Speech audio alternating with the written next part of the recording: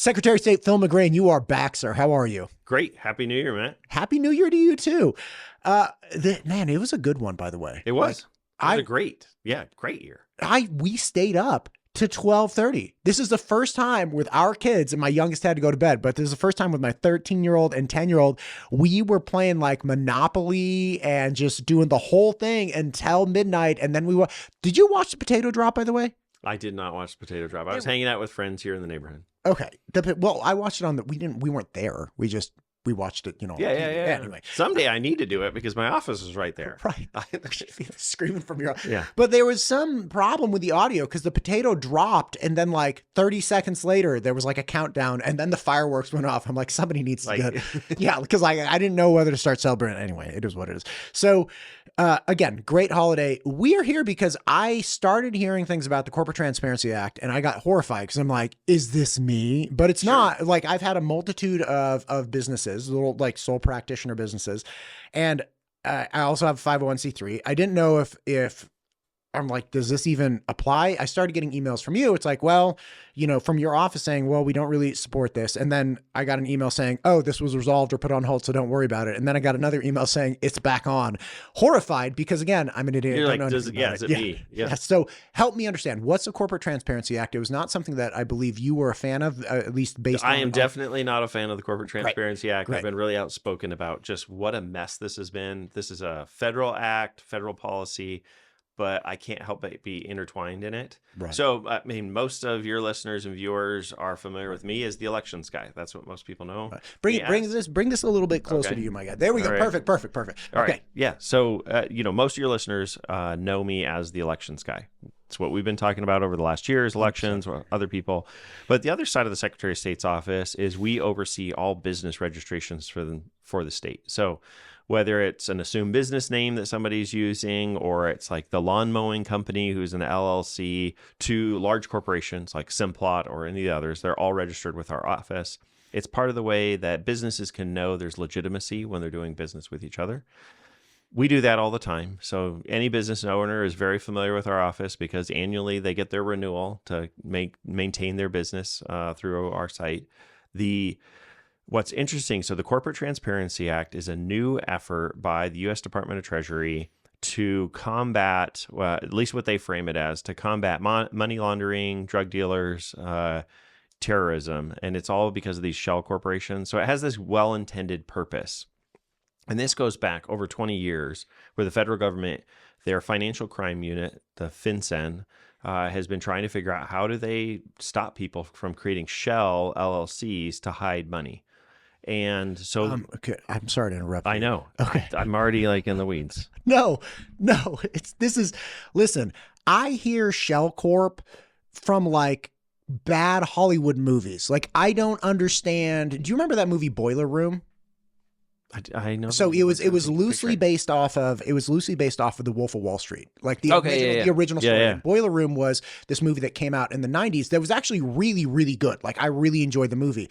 But the point is that they were trading these stocks with essentially like shell corps, that they were like, these corporations do these things, but in reality they weren't doing anything. And then they're just like a name on, they're a paper company. Okay. Right? They filed, they exist, but really they don't have any purpose other than to take the money from one source to another source to hand it to a different source. Okay, so how is this involved in money laundering? And you may not know all the I honestly don't. Like, I don't know.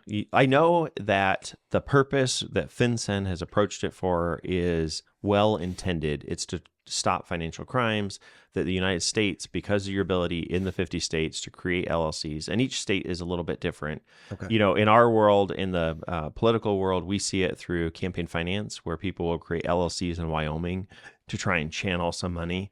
It infuriates us in our space. So in that sense, I can relate, but I really can't to the type of people that the federal government is trying to track and to monitor. Now, so they created the Corporate Transparency Act. And where this really impacts is any small business owner. So it could be like a very well, successful small business here in town that has 50 employees, or it is just doing gangbusters. But it can also, I ran into somebody when I was picking up my mail the other day. She's a designer who does design part-time, maybe makes $150 a month, has a small LLC, And she's like, wait, what do I have to do? And has to report all this information. And the big issue that is coming in is, so the original deadline was January 1st of this year. So yesterday, so New Year's was the deadline. Secretaries of State, so this is how I get involved because we do business registration. Our job was we were the messenger. We don't have any enforcement role. We don't actually oversee anything. No one files anything with us. But we were to tell all the businesses in our states, hey, there's this new federal requirement. Don't miss it, because if you do miss it, it's up to a $10,000 fine and 2 years in prison.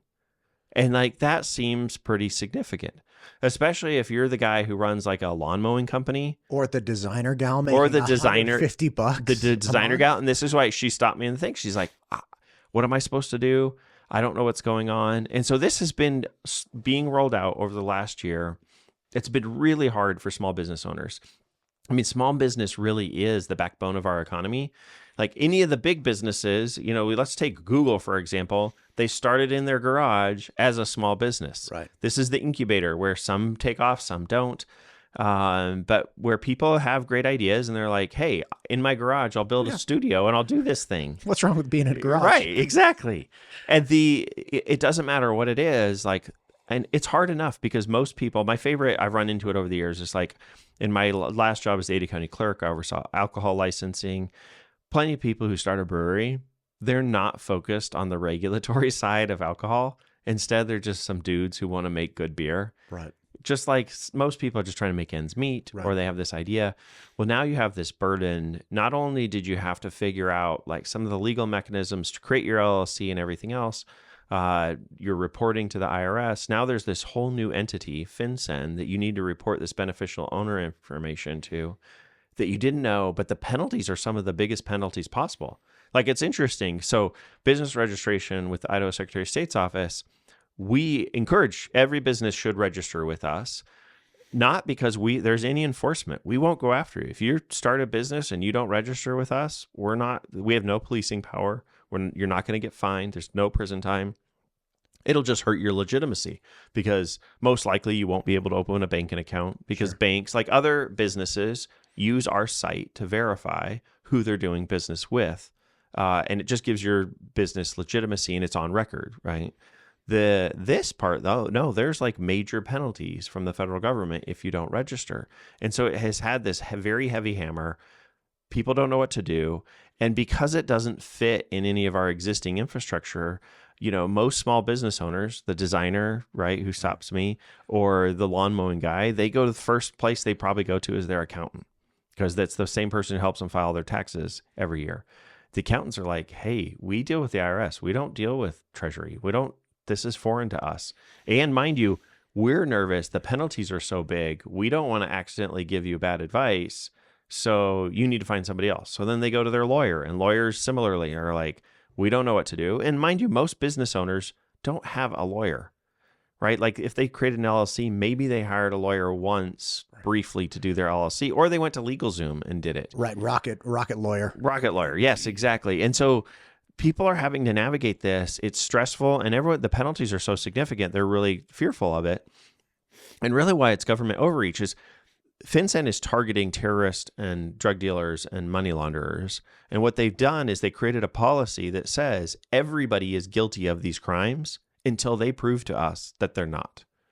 And there's the fundamental flaw, right? Is we don't operate that way as a country. We don't assume every small business, because most small business, the design lady, when I saw her at the post office, she did not look like she was involved in any major national crimes. Like, she just looked like a lady. Listen, I can't spot it for sure, but it felt pretty confident. Or most, you know, whether it's the bakery downtown or whatever, like these aren't businesses. These are businesses that this is just one more regulatory burden with the huge threat of penalties. And now that like we're getting closer to it, like the real potential of people being penalized or convicted of crimes or other things. And it's like they're just trying to run their business. They're just trying to make ends meet for their families. This is a huge overreach. And all it is the federal government is trying to create a database of every business around the country. And in that database, they want to know anybody who has more than a 25% ownership in those businesses. Like, who's benefiting from it? Because, you might say, go to their website and see, well, here's this business, but behind it, it's not Matt Todd who's actually doing it. It's Phil McGrane, who's the real person behind the business. And so they're trying to track all this so that they can chase down these criminals. But it's created this massive burden. It doesn't matter where you look on the internet, major groups, whether it's Chamber of Commerce, the American Bar Association, the CPAs have really come out outspoken that this is a huge regulatory burden on small businesses. And the implementation of it has been a mess. It's been confusing it looks like any other federal government program where it's like, what am I supposed to do? What do I have to give? Right. I mean, really, it boils down to, for any beneficial owner, they have to give their name, their date of birth, a unique identifier, so like their Idaho driver's license, passport number. So it's just all personal identifying information of the owners of any business. This hasn't been required before, and it's all in an attempt to create this database. And it's created a nightmare of a situation. Now, to compound all that is what has taken place over the last month. So you mentioned the email exchanges back and forth. Right. That's where not only was it annoying and threatening, now it's just been like, people couldn't make sense of it before. The last month made it really difficult to make sense so explain what happened in the last month. Yeah, so people don't like this policy. I'm one of those people, but in specific, there's some small business owners. And but by the way, and before you keep going, you mentioned Chamber of Commerce. Has the Boise Chamber of Commerce come out in a position? Because I don't know if the Boise Chamber of Commerce has. I know from the Idaho CPAs Association, they've come out against it. It's been a real nightmare for them. I've looked nationally because there's national groups. Sure. Because when we get into it, we're getting into national litigation. So there's a district court in Texas. There's a case that challenged this, saying this is unconstitutional. You can't require me to do this. Went to district court. District court said, yeah, it looks like it might be unconstitutional. And so they put in a stay and said, nope, no small business in the country has to comply with this because we don't think this is constitutional. And that was a district court. That was a federal district court in Texas. So that's a federal court, means it applies to all of us, all 50 states. They put in a stay. This is right at the end of November. That was when we finally were like, oh, we need to start letting businesses know what's going on with all this legal activity. Gotcha. Because at this point, we've told everybody, hey, this is happening. Don't miss it. This is important. Now it's like, oh, things are changing quickly. So we let everyone know. We sent out an email to all businesses. Hey, this stay is in place. We'll keep you posted if anything changes. But as of right now, you're not obligated to do it. Because just like whether it's IRS or any other entity, most small business owners, especially the design person, wait till the deadline to get the thing done. So a lot of people... I'm the worst with deadlines. Like the IRS just, oh my gosh. All right, keep going. Yeah, I mean, it's April 15th. We all know the date because... Right? That's the deadline. So in this case, January 1 was the deadline. The stay happens and says like, wait, let's watch this go through the court system, see what happens. Immediately, the federal government, so Biden administration, appeals it and says, whoa, no, this is too important. We need to implement it. What made it really frustrating was right around Christmas. So the Monday before Christmas, the 5th District Appeals Court, so that's the same Texas appeals court, the 5th Circuit lifts the stay and says, nope, everyone needs to comply. Now, mind you, January 1 was the deadline. As a result of that decision, they extended the deadline to January 13th.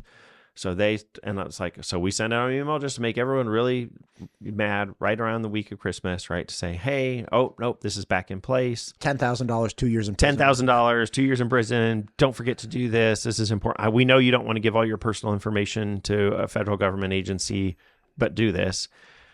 Really shocking and maddening. Like, it's a good decision, but really frustrating, is obviously between that Monday and Christmas, or heck, probably some of these justices went home and talked to their family who are small business owners, because by Thursday that same week, that same court reversed its decision. Oh my God. Oh, wait. Okay. So back me up. So at the end of November, a district court in Texas is like, all right, we actually think this may be unconstitutional. We're putting a stay. We're putting on hold. Yep. Right. So, okay, put a pin in that. Yep, put a pin in it. And then Biden administration says, no, this is really, really, really important. We need this to catch terrorists. You have to do this. So right before Christmas, the original district court in Texas removes the pin. Not the district court, the 5th Circuit Court. So the court just above. Just above. Okay, so the district court puts a pin in it. The court just above that is like, Nope, this is back on. Pull the pin out. Yep. And then that same week, that's within days. So people over Christmas are flipping out like, oh my gosh, they gave me like a 13-day extension. I don't know where to go. I don't know what to do. 2 years in prison. Oh my God.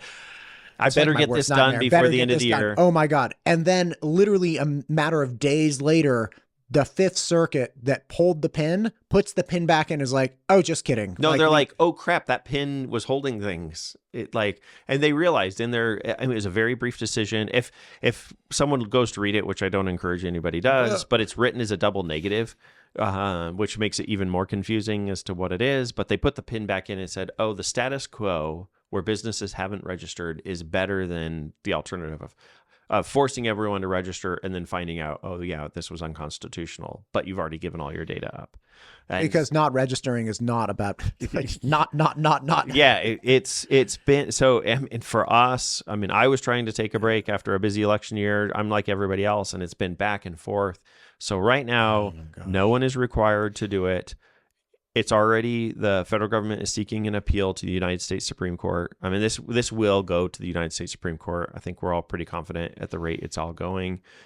So one, the back and forth is maddening, because again, this is why I was stopped when I was getting my mail, is the person's like, I've gotten these emails. What am I supposed to do? Like, I just want to make sure I don't get in trouble, and for a lot of small businesses, if you're not concerned about having your information, it's probably the easiest thing is to just go do it. You can still file the information with FinCEN, but I would say no one is under the obligation to do it. They are asking for personal information. And then to really compound it, I was shocked. So on Monday, we sent out an update to let everyone know the pin's back in. You don't have to do this. It's on hold.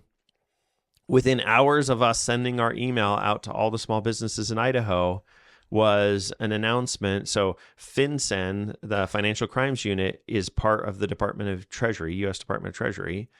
Within hours of us sending out the email, U.S. Treasury announces that China has hacked the U.S. Treasury's computer systems. And I'm not even making that up. God. And it was kind of for us, so my staff are the front lines handling all the phone calls. One is someone starts their new LLC, part of their role is to say, oh, and by the way, don't forget you might need to report this information to the federal government.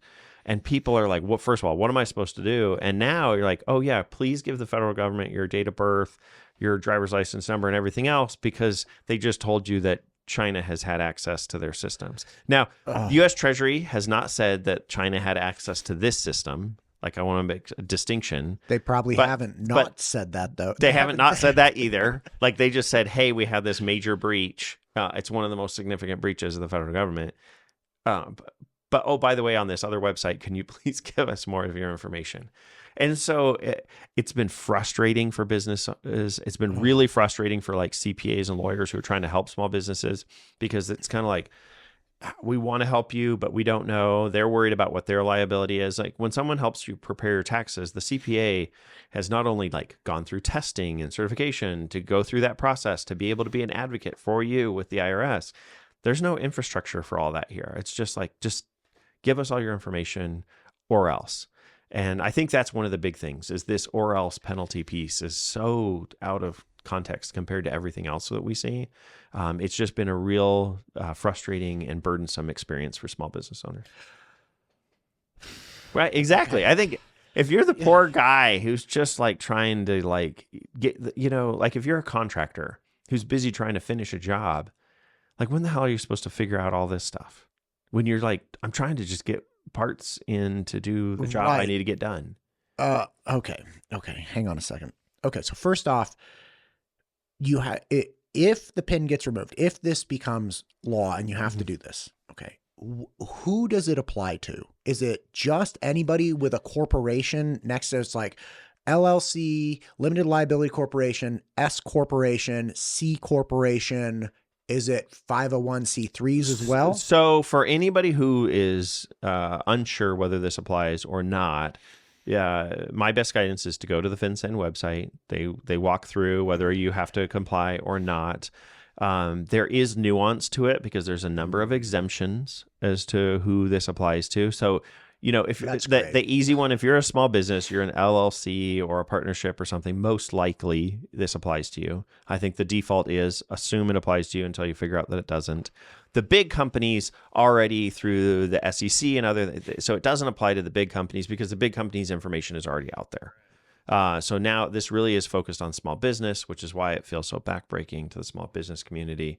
But it is them trying to have information at all levels of all types of corporations. Now, certain ones have been carved out. I think one of the last things that just to really know though is the process. Like, how did we get here?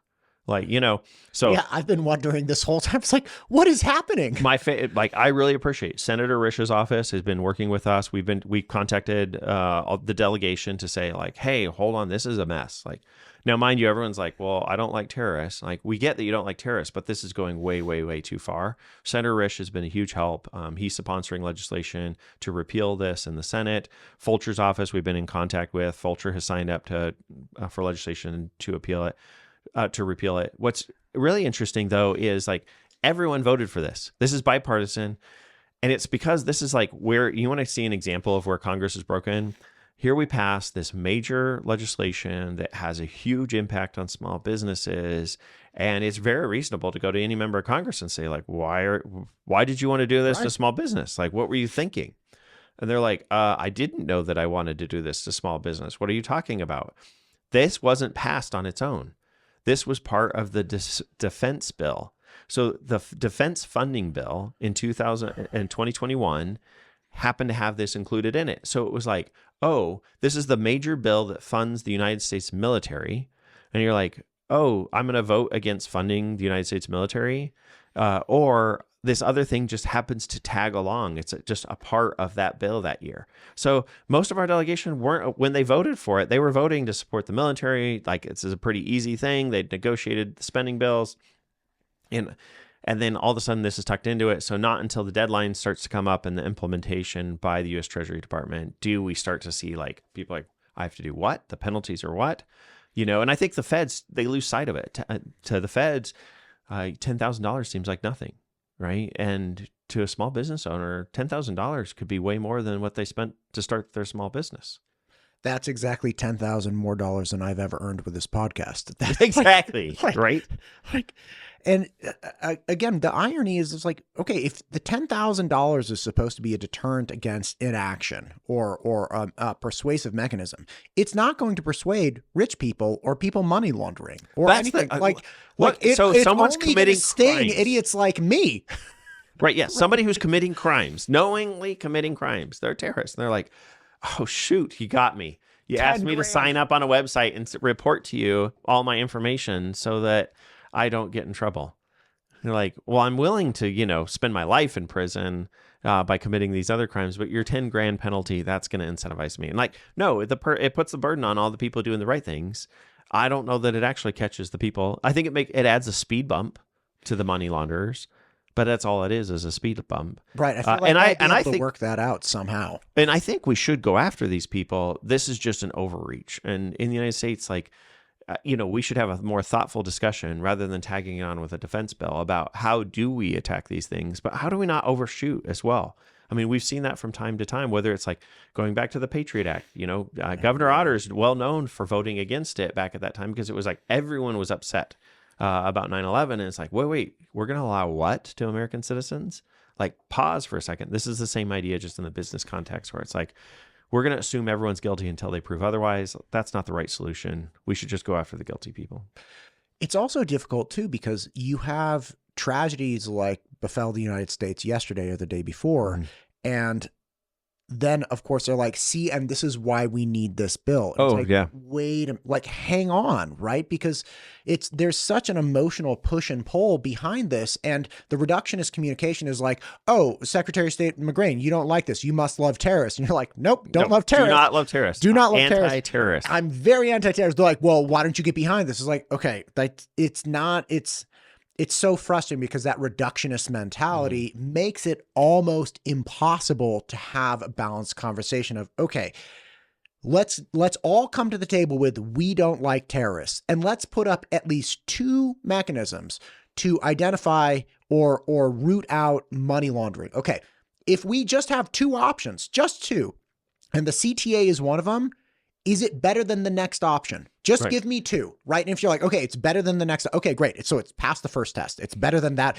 Can we bring one more option? And can we just assess, like, let's do a round robin, beat up 4 or 5 different ideas and figure out which one is the best? Because this can't be the only way. Well, it's balancing the burdens versus the benefits, right? Like, yes, I absolutely want to fight terrorism. I want to fight money laundering.